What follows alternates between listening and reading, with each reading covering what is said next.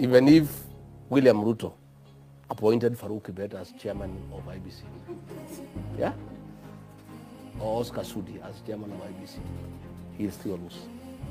The vote against William Ruto, the margin will be so huge, I can tell you, nobody can do anything about it. That IBC tries to mess with the election, there will be no country here.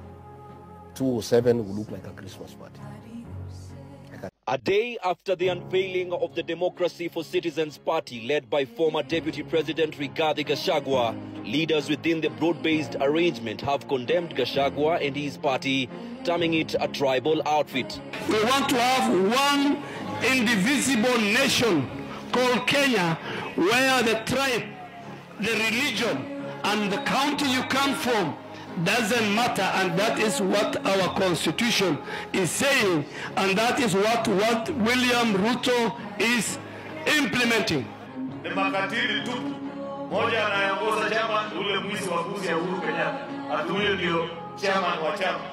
Mwingine yule alikoroga mafia ya kuku na akauzia wakulima atimbolea. Alikuwa amekaa hapo mbele na mandevu. Mwingine ni yule amefutwa kazi juzi. Na rafiki yangu pia Malala. Unajua Malala mimi ni rafiki yangu. Kawaja watu wanasema ni mtu mbaya. Si mbaya, lakini si mzuri. Ni rafiki pia. Ni wale aina ya marafiki ukipatia koti aende naye harusi, akikurudishia kama yuko na kifunguo huko na bahati. We don't need that many political parties. We need a few strong political parties. And we need a stronger devolution. Devolution is not an option. It is a constitutional imperative. It's a must.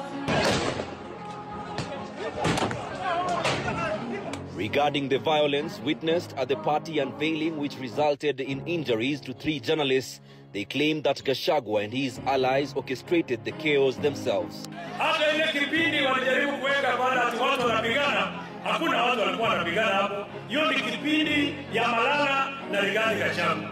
Hii nataka kuambia rais, wajana hii wanasema tuta. Hii unakalia asubuhi na mapema 2027. Our friends in the opposition, that let them come up with a competing agenda. Agenda cannot be just William must go, William must go. Let them come and give us a better idea on how we can drive this nation. Mwingine anatuambia na masikio ati sikizeni ground. Hiyo masikio tunamwambia sikiza ground, haitaki ukabila. Si ni kweli? Si nyinyi mnajua mkabila ni nani? Ama mjui? Tunamwambia asikize, Wakenya wanasema hawataki ukabila.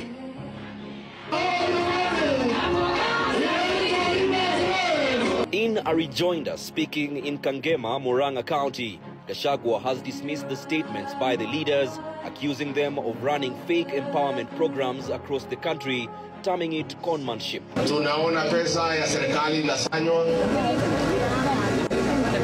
MPs wanapewa,